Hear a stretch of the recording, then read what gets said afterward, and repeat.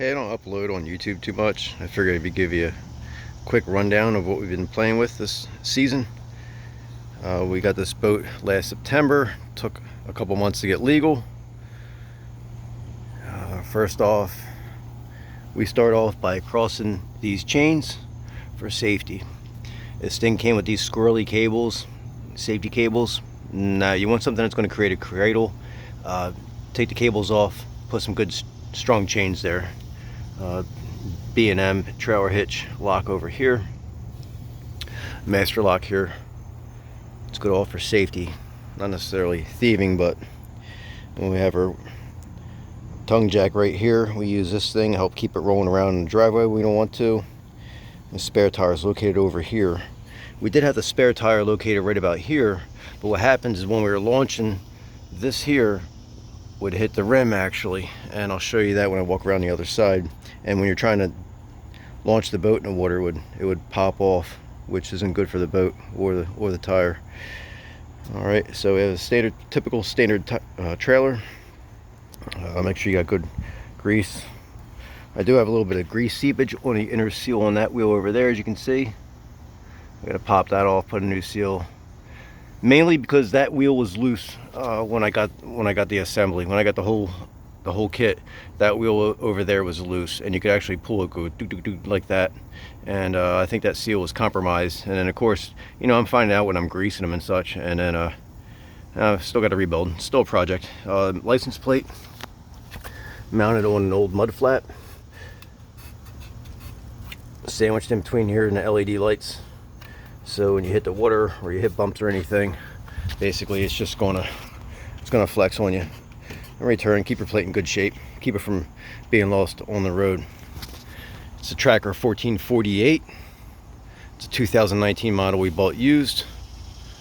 The gentleman from Pennsylvania had it out 6 times with his son, and his son got old enough to drive, and the money was being used for, you know, an automobile. Life goes on. This winch here is a little bit too small a diameter. As you can see, for this belt here, that strap right there, it's actually kind of touches and rubs when you're trying to crank it in. It came with a smaller 12 foot, and I had to get a 14 foot, and unfortunately it's a little bit too big, so I got to get a different winch. It does have the safety strap here, so it connects the boat to the actual trailer in case something happens. You can see right here, that's where the boat was just chipping away at the wheel. As it came off, went the spare mounted here. Unfortunately, where the spare's mounted, you can't put the troller down. The spare tire's in the way. So you're trying to work on your troller, you're trying to tinker with this and that, spare tire's in the way. So we got to come up with a different solution, maybe move some things around. All right, so one of the first modifications we did was put a pedal tray. We got a pedal tray installed right here, and this is for the Motor Guide Tour Pro. That was gifted to us by a gentleman by the name of Jay Kumar. You might heard of the Bass Blaster emails. I'm on his email list, and he always puts out a good article, gives you the rundown of bass, what's going on in the industry, who's catching what on what, this, that, all kinds of good things, man. It's a Christian-based journalist. So you can see right here, I gotta trim this here.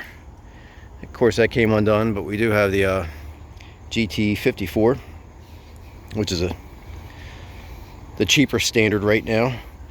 This does have a sonar right here with down imaging. We are not utilizing it at this time. We have the live scope 34.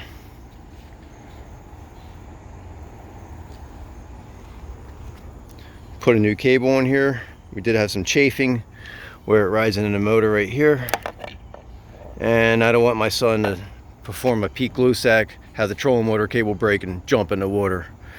All right, so we have some cheap, real basic sock here that helps hold all the cables from Amazon. Tiny Boat Nation dual graph. All right, so we got the 10-inch here and a 9-inch here. We use a 9-inch for side imaging, down imaging and such. We use this here mainly for the live scope. Has a nice little cup holder over here for his Gatorades and his Yetis. Usually my son is up in this area. You can see we put some turf on it. This is hydro turf, gator cam. Kind of very difficult to do, actually. I'm not too pleased with it, but it turned out good enough for, you know, a 50 footer.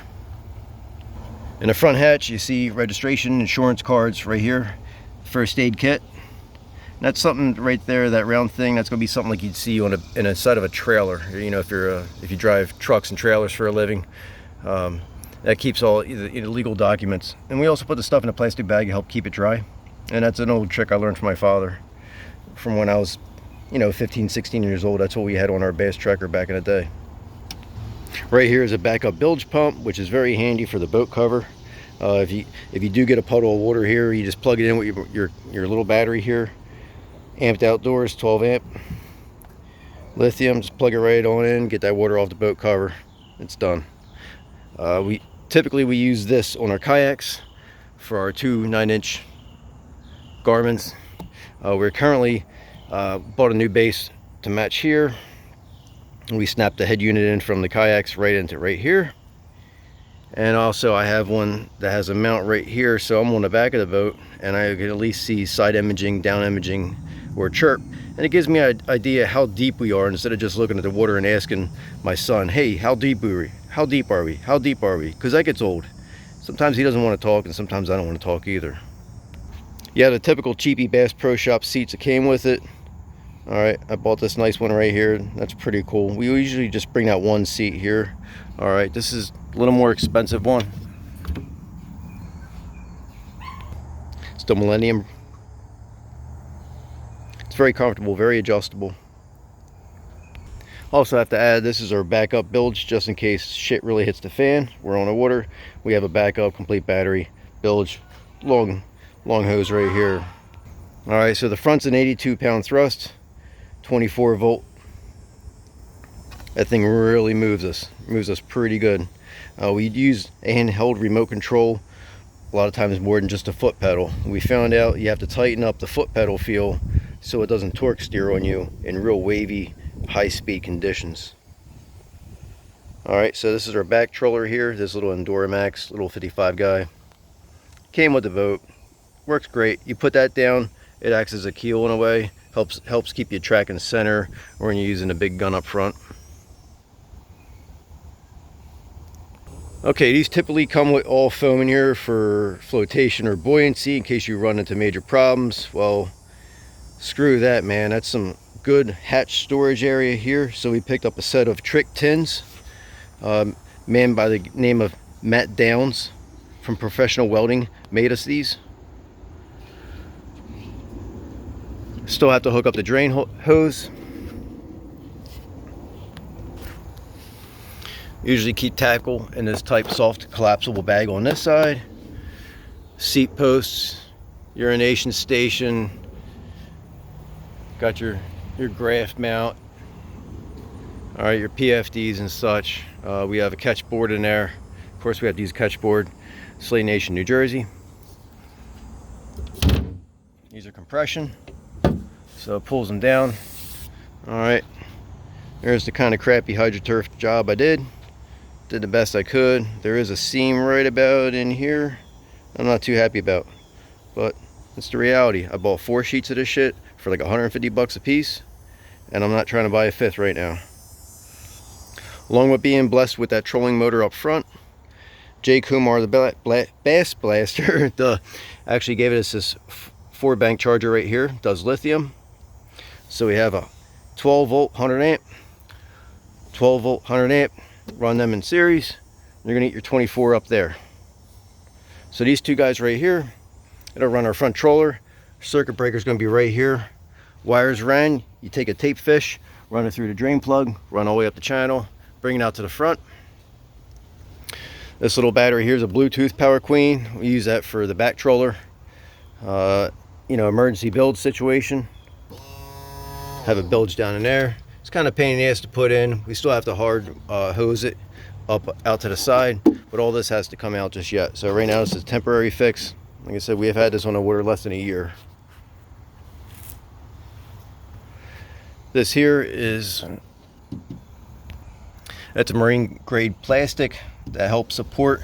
I have a back piece that comes on here, so you have these pods that help support that, and this, the way I have this set up, that actually supports, so I don't need major bracing and such for this back panel, which I'll show you.